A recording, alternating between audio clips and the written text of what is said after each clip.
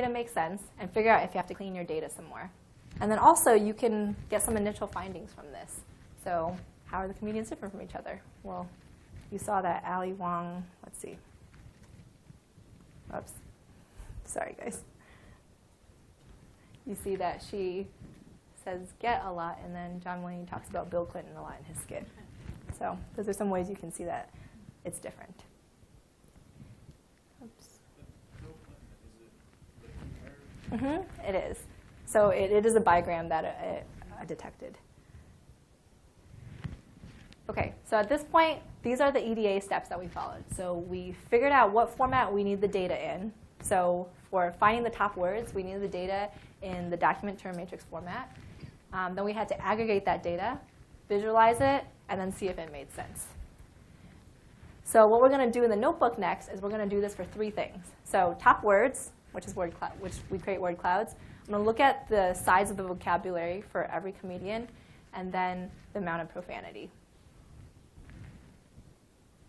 So the way I'm going to do this is I'm going to use word cloud specifically in it's the word cloud package. You can create word clouds. And then there's also matplotlib, which is the most popular data visualization package in Python. Let's say it looks at bananas. And right now, banana is assigned to topic A. Sorry, banana is assigned to topic B. So banana is assigned to animals. Does that sound right? No, right? So you want it to update. So this is how LDA works. It looks at every word in the topic assignment. So like bananas, let's say it's assigned to topic B. It's going to look at that and say, should I reassign that to topic A, or should it stay topic B? And the way it decides whether it should reassign it or not is it'll look at that word, and it'll see how often does that topic that it's assigned to occur in that document. So right now, banana is assigned to animals. How often does animals actually occur in that document? That's the first thing it looks at. And then it looks at that word and see how often does that word occur in that whole topic overall. So how often does banana occur in the topic about animals? And in those cases, those probabilities are both pretty low. And so it's saying, OK, well, I should reassign that to the other topic then. So I'll re-update that topic assignment to topic A, which is about fruit or food.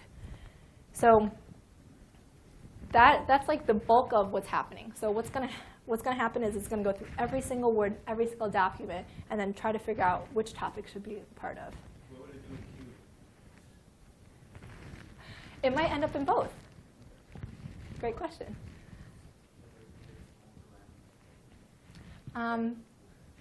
It would depend on your corpus. But it could absolutely be part of both.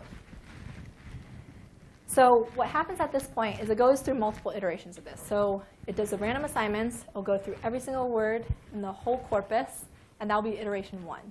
And then all the topics will be slightly better. And then it'll go through it again, iteration 2. So you should try like probably a couple dozen iterations, and then you'll see the topics evolve. And eventually, the topics will start making sense, hopefully. If they don't make sense, then you're going to have to do some more data cleaning.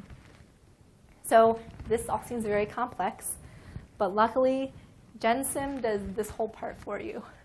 So all you have to do is you have to say how many topics you want, how many iterations you want to go through, and do the interpretation. So our input is our document term matrix, our number of topics, and our number of iterations. GenSim will find those probability distributions that are best. And then the output is you'll see for every topic, what are the top words in that topic? And then you have to figure out, do these make sense or not? And so this here is probably one of the most famous implementations of topic modeling, latent Dirichlet allocation.